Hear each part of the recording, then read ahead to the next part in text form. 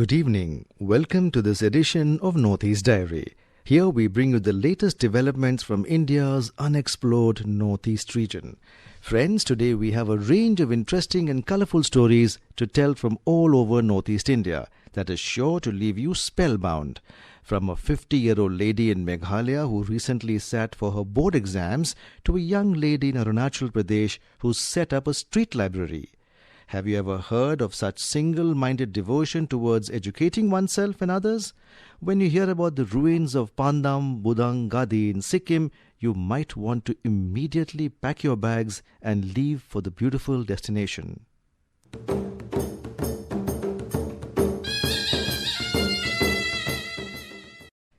Most people achieve their greatest triumph one step beyond what looked like their greatest failure. When the will to do something is greater than anything else, people make history.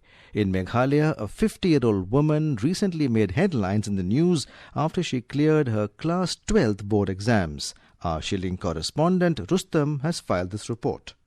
After leaving school nearly 3 decades ago, a mother of 4 and 2 grandchildren, 50-year-old Lakintiu Siemle was among 24,267 students who appeared for the state's higher secondary school leaving certificate examination. Her story is something which inspires people to have faith in what you believe and to not give up on your dreams. Against all odds, she managed to resume her education after 30 years of dropping out from school.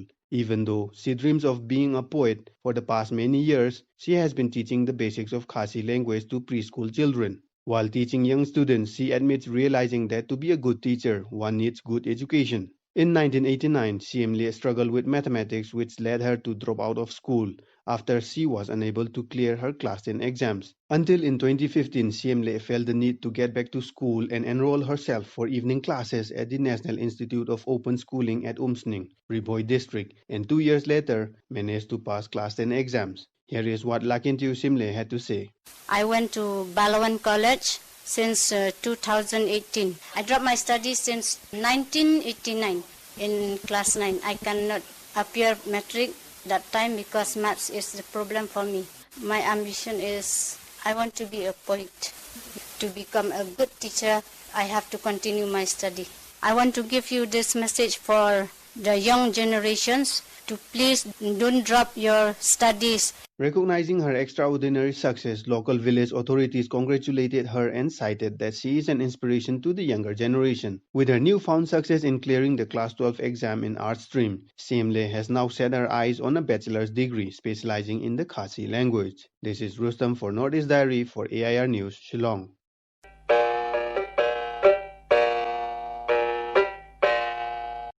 Like any other part of the world, people of Nagaland love football.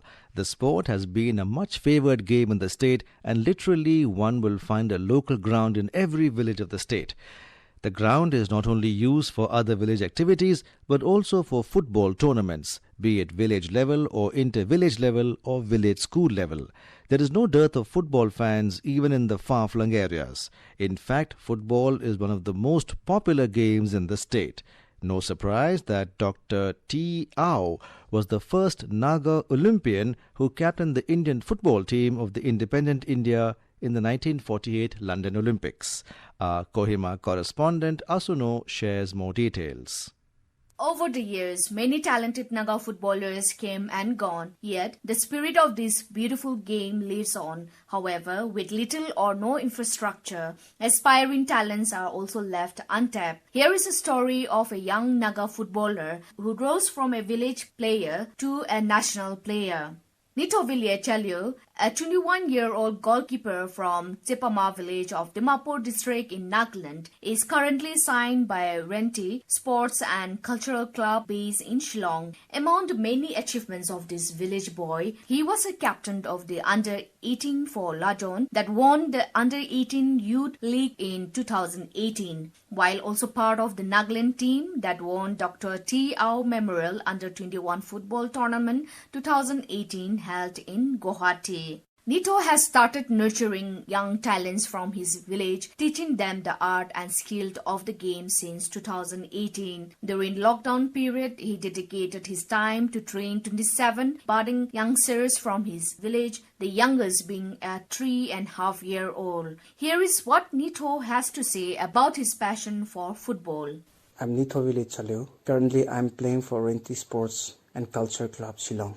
The pandemic has affected many people from doing their works, especially the students. So by taking advantage of situation, I have decided to organize this football coaching camp. And my main aim in organizing this football coaching camp in my village is to mold and guide the youngsters to concentrate on the skills and discipline, expose their talent, and also to give platform for the youngsters in the field of football. The only message which I want to convey to the Naga footballers is that everything cannot be done at once, but wait for the right time and never give up and always trust God. Thank you. The corona pandemic has no doubt slowed much of the sporting activities across the globe, but these young boys in Nagaland have found a way to keep their love of the sports alive.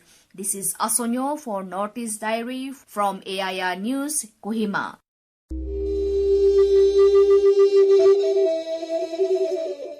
Now in Northeast Diary, we have an interesting story about the first transgender doctor in the Northeast who's been dedicatedly working in a private hospital in Imphal.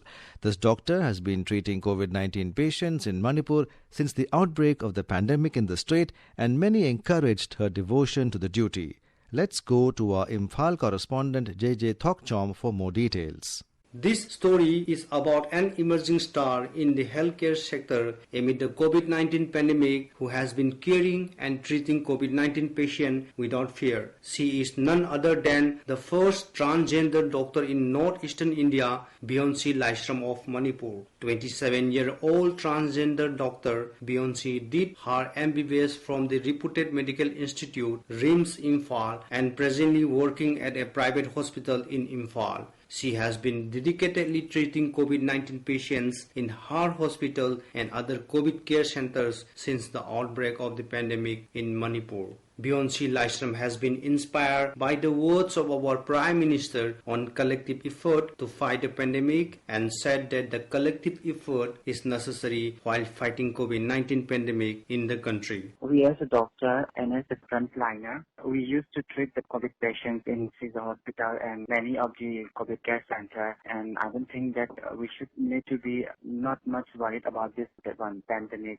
We have to be careful and we have to do precautions for this pandemic. Nothing to be worried with that. Actually, to fight this pandemic, we have to fight collectively. Not a single person can able to fight this pandemic. We, all the peoples of the India, are responsible to fight this pandemic. We have to respect the frontliners, give up that, because they are the only ones who fight this, who help the people's COVID patients to improve the conditions of the patients. Everyone is responsible for that. No need to give harm to them also. Please help all the frontliners in the country so as to that want to fight this pandemic resilient. The transgenders are known as Nupi Manvi in Manipur and they play active roles in the society. They not only engage in various fields of occupation, generating employment of others and self-sustainable, but also created newspaper headlines for their noble and dedicated works towards the betterment of society. Dr. Beyonce Laishram is one of them. JJ Thoksom for Northeast Diaries from AIR News, Imphal.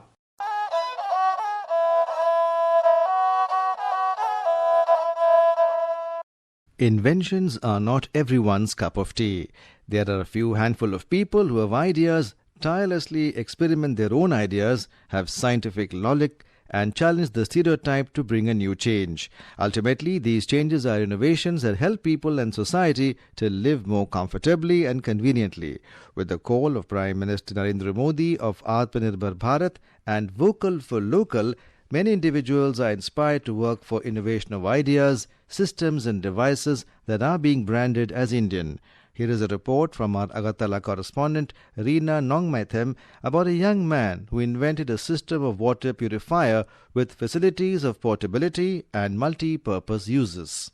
Recently, the Tripura University has come up with one more invention, which is designed to give more useful service during disastrous situations and also for military people. The system looks like a trolley suitcase. Its name is a suitcase water purifier and it can be carried anywhere, anytime. Talking to AIR News, Mr. Nath informed that this water purifier system has already got its patent and he is aspiring that interested agencies will come forward for license and bulk production and marketing. Mr. Nath said more. So this innovation is basically a very portable water purification system from USB-based power output house device, which has actually been housed inside a case and has been given the form of a trolley suitcase for better mobility. So it's like trolley which could be carried anywhere, any place. So the water purifier basically works with the help of either solar power, domestic power, or even without any available power by using its internal rechargeable battery. The setup works at all places and at any atmospheric condition, and it is capable of delivering approximately 400 liters of pure water, WHO grade pure water per day, with a purification cost of less than 50 paisa per liter, which is very less. The internal batteries can deliver overnight power to light a 5-watt LED bulb, or it can also charge mobile phones during distress. So this kind of devices is more suitable for military purposes, or it will also help the rescue teams like the SDRF and the NDRF team, where they can easily carry this suitcase purifier along with them to the spot itself, and they can create clean water, clean drinking water in the same spot itself. The suitcase water purifier system has a purifying cost of less than 50 paise per liter water. 32 years old Assistant Professor Nath said his invention is an example of the jewel adhering to the Atma Nirbhar Bharat initiative. Mr. Nath has also the credit for inventing a robot that has been in use in Tripura Medical College and Hospital for helping medicos to supply medicines to patients with the robot trolley. This is Rina Nomaithem for Northeast Diary from AIR News, Agartala.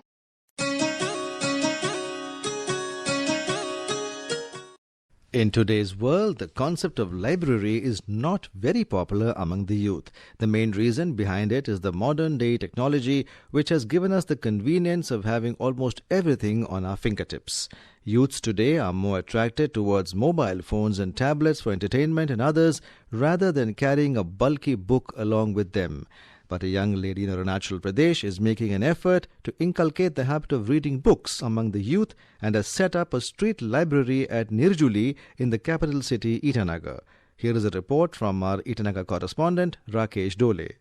Murang Rina is a 30-year-old young lady who is on a mission to instill the habit of reading books among the youth in her locality. She has set up a street library at Nirjuli on her own expense and is now an inspiration for many in the reading movement. Ms. Rina says that reading helps children in developing cognitive skills, which improves the emotional intelligence and decision-making capacity. Children are more vulnerable in our society. वो लोगों को ज़्यादा हम लोग को mould करना है because they become the future of our state और ये लोग ही आगे जाके हमारा state को develop करेगा.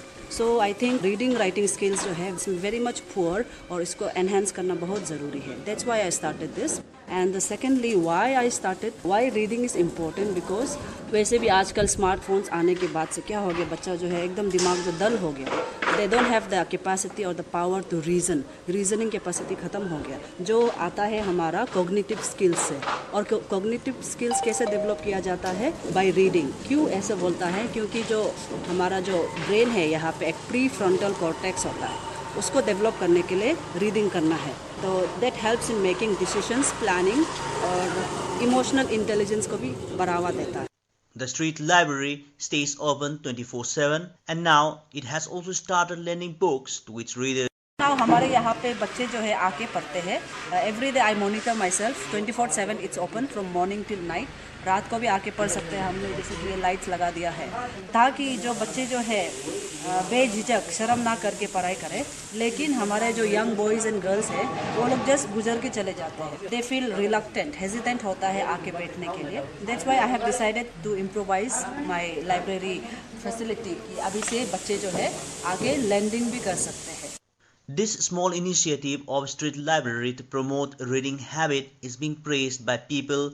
This is also being appreciated and shared on social media platforms widely, mainly by the youths. For Northeast Diary, this is Rakesh Dole, AIR News, Itanagar.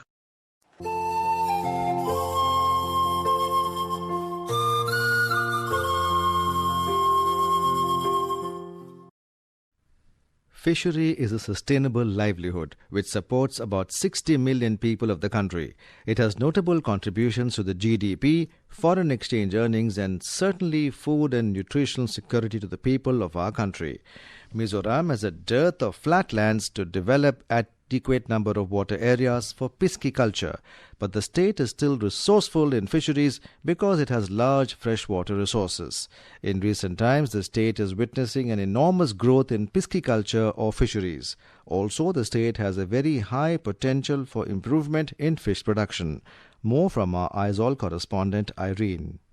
Mizoram, which is endowed with 22 rivers along with hundreds of tributaries, has 24,000 hectare area suitable for fish culture. Of this, about 14,500 hectare area is open water resources. Further, fish culture is being made in 600 hectare. According to officials, the total aquaculture production found a growth rate around 10% in recent years. Yet it needs more development as the state falls short of fish seeds due to inadequate number of hatcheries. Talking to AIR News, the Director of Fisheries, Mr.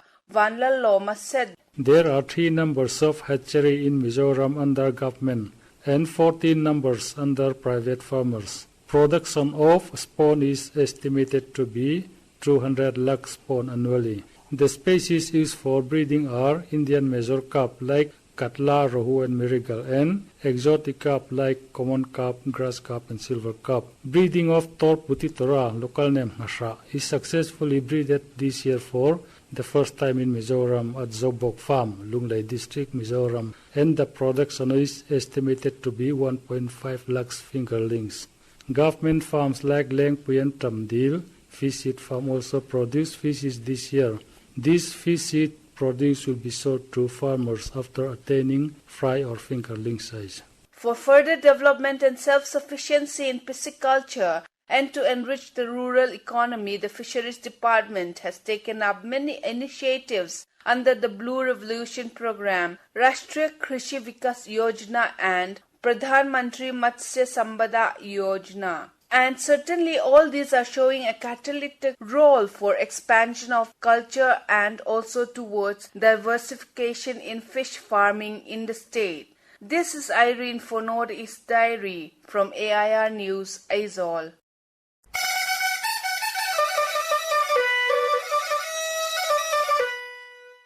In this week's Personality of the Week section, we bring to you an interview of Donor Minister Jitendra Singh by our Guwahati correspondent Manas Pratim Sharma.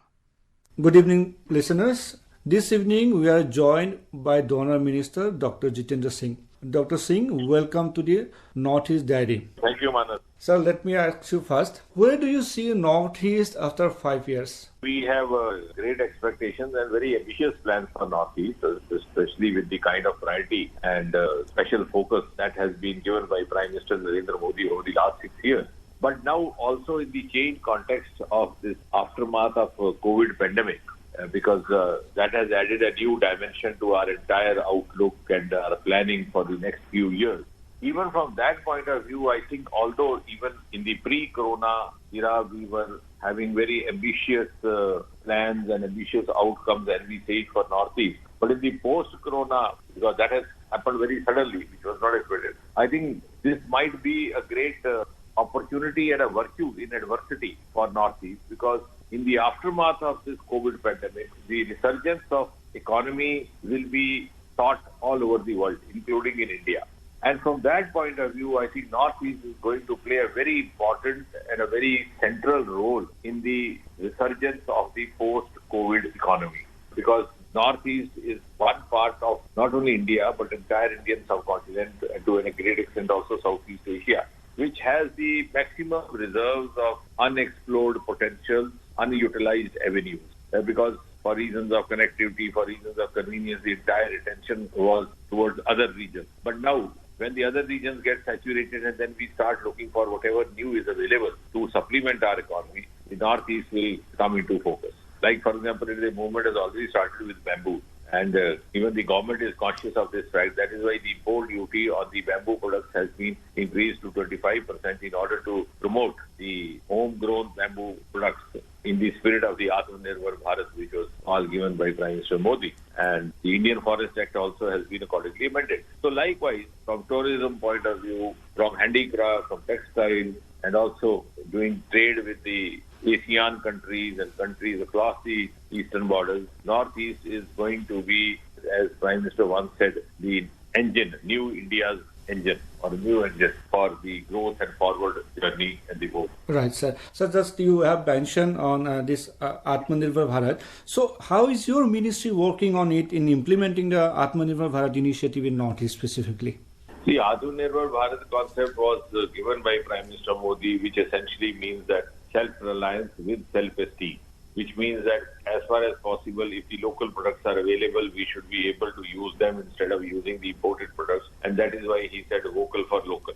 And at the same time, not only assembling the products domestically with the raw material, with all the nuts, bolts coming from outside, as we have many of the mobile telephone factories, which mostly are engaged in assembling, but also developing the spare parts and the small nuts, bolts. So that is true Atmanirbharta. But at the same time, it should not be in conflict with the development or the progress, which means that if, for example, the world comes out with a new discovery or a new gadget or a new equipment or a new infrastructure which is going to be of benefit to the whole humanity, we cannot deprive ourselves simply by the adamant stand that no, unless we develop it, we will not utilize it, even if it is to the disadvantage of our masses and people. So it is not a conflict with the progress, but it is also at the same time rising ourselves to the same level of self-reliance so that we don't rely on others. So from that point of view, as I said, the Northeast is going to play a very important part, particularly in the area of bamboo,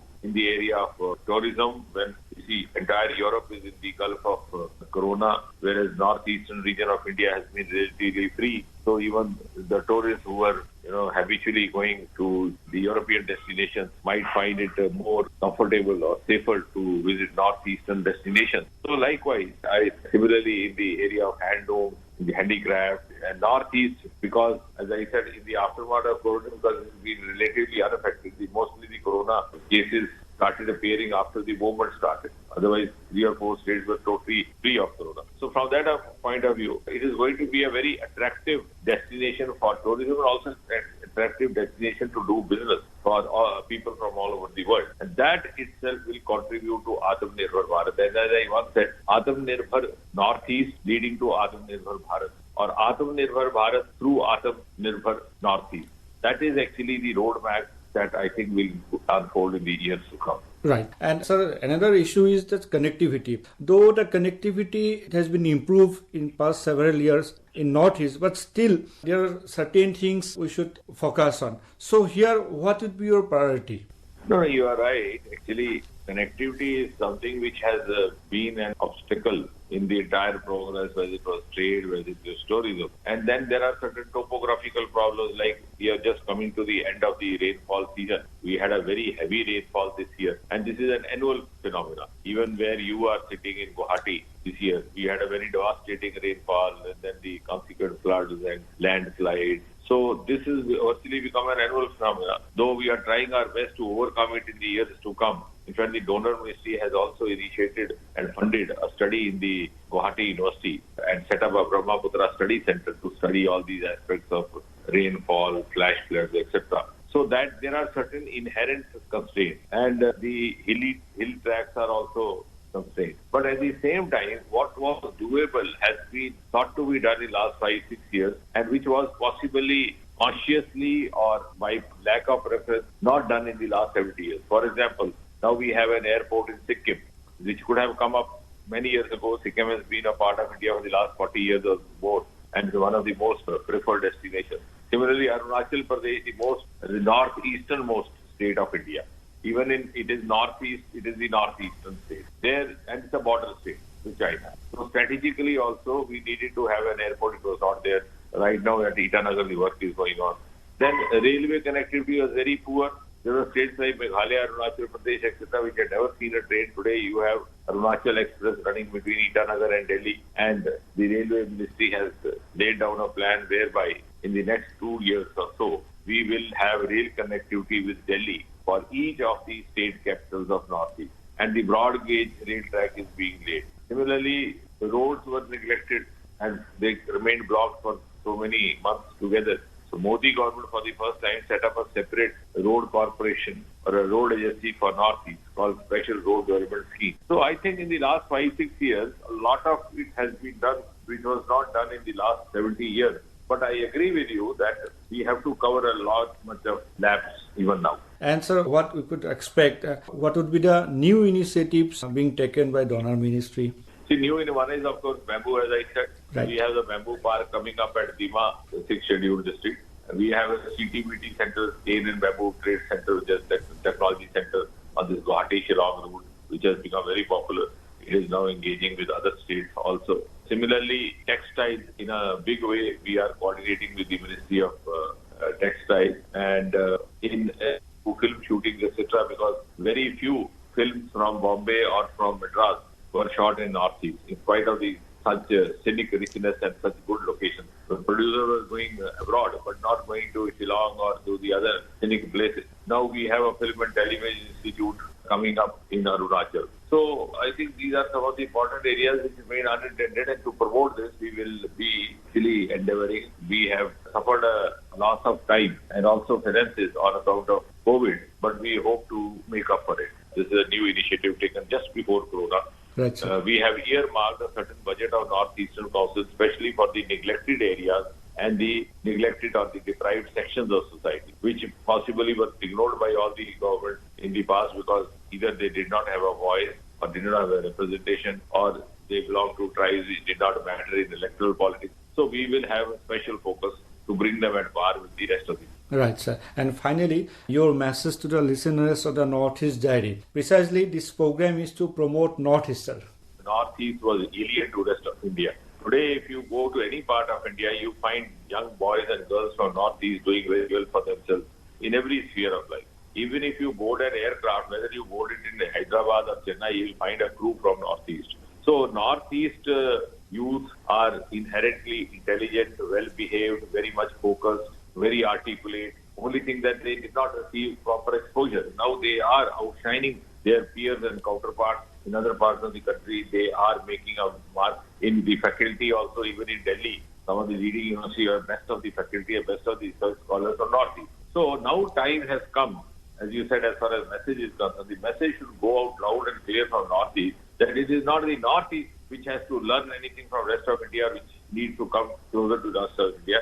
It is the rest of India which will be, in the times to come, looking up to Northeast to learn some of the good traits from it and also to enrich it itself in the post-COVID times. Right. Very positive message to the people of Northeast. Dr. Singh, you have given time to us. Thank you again, sir. Thank you, Maharaj. Thank you. With pleasure talking.